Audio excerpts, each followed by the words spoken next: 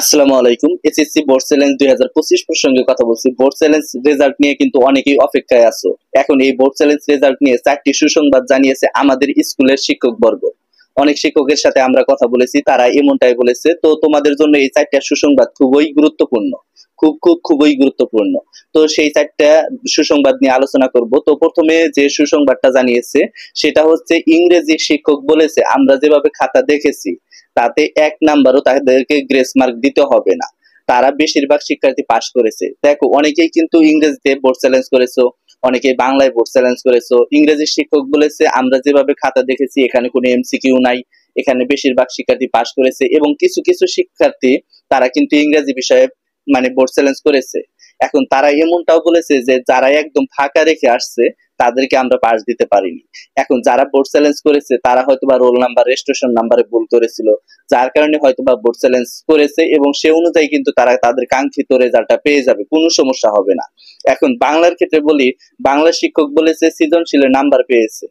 অর্থাৎ বাংলা বলতে কি, সৃজনশীল যে কয়টা সাবজেক্ট আছে প্রত্যেকটা সাবজেক্টের কথা বলেছে, যে প্রত্যেকটা সৃজনশীলে নাম্বার পেয়েছে। কোন শিক্ষার্থী 10 নাম্বারও পেয়েছে বা দিয়েছি আমরা, বাট এমসিকিউ তে বেশিরভাগ শিক্ষার্থী ফেল করেছে।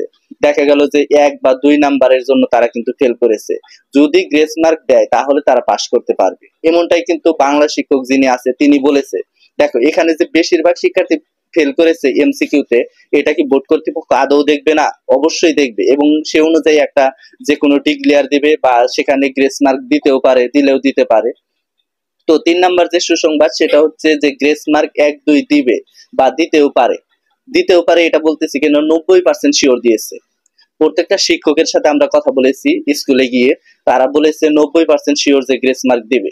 যদি গ্রেস মার্ক না দেয়, এই যে 6 লাখ প্লাস শিক্ষার্থী তারা তো আন্দোলন আবার করবে, আবার শিক্ষা বোর্ডের সামনে যাবে। তাহলে শিক্ষা বোর্ড কি এটা নিয়ে ভাববে না? আগে থেকে তারা ভেবে দিচ্ছে এবং সে অনুযায়ী অনেক শিক্ষার্থী তারা কিন্তু পাশ করবে, বেশিরভাগ শিক্ষার্থী কিন্তু এখানে পাশ করবে, পাশ করার একটা সম্ভাবনা রয়েছে। দেখা যাক আসলে শিক্ষা বোর্ড কি করে এবং সে অনুযায়ী শিক্ষার্থীরা পাশ করে কিনা। এখন অনেক শিক্ষার্থী বলেছিল যে আমরা এমসিকিউ 1 বা 2 যদি বাড়াইয়া দিত হয়তোবা আমি ফেল করতাম না, আমি ফেল করেছি এই কারণে। এখন গণিত শিক্ষক বলেছে বেশিরভাগ শিক্ষার্থী গণিতে ফেল। অর্থাৎ 4 নাম্বার যে সুসংবাদ সেটা হচ্ছে গণিতে এই সিকিউ যতটুকু লিখেছে তার উপর ভিত্তি করে কিন্তু নাম্বার দিয়েছে। তারপরেও কেন ফেল গেছে?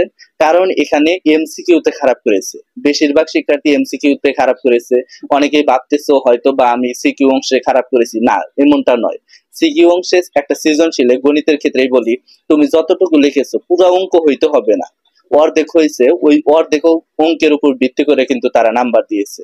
সেক্ষেত্রে অনেকেই ভাবতেছো হয়তো বা আমার অনেকটাই ভুল হয়েছে, এমনটা নয়। সিকিউ বা এমসিকিউ যেটাই বলি না কেন, এমসিকিউ তে সর্বোচ্চ ফেল আসছে। অর্থাৎ শিক্ষার্থীরা বেশিরভাগ শিক্ষার্থী এমসিকিউ তে ফেল করেছে। যেহেতু এমসিকিউ তে ফেল করেছে সেহেতু বলা যায় হয়তোবা গ্রেস মার্ক দেবে তোমাদের। এখন শিক্ষকরা বলেছে দিলেও দিতে পারে, 90% কিন্তু শিওর দিয়েছে। কেন দিয়েছে? কারণ হচ্ছে এখানে 90% শিওর যদি না দেয়, অর্থাৎ শিক্ষা বোর্ড না দেয়, তাহলে কিন্তু শিক্ষার্থীরা অনেকটাই হতাশায় পড়বে। এই যে 6 লাখ প্লাস শিক্ষার্থী, এদেরকে 2026 সালের শিক্ষার্থীর সাথে পরীক্ষা নিতে হবে, এটা কিন্তু একটা ভেজাল। অর্থাৎ সেই ভেজালটা শিক্ষা বোর্ড কিন্তু করবে না। দেখা যাক আসলে কি হয়। তো এই ছিল আজকের ভিডিওটা, সামনে কোন আপডেট চাও অবশ্যই কমেন্ট বক্সে জানাবা। ধন্যবাদ সবাইকে, আসসালামু আলাইকুম।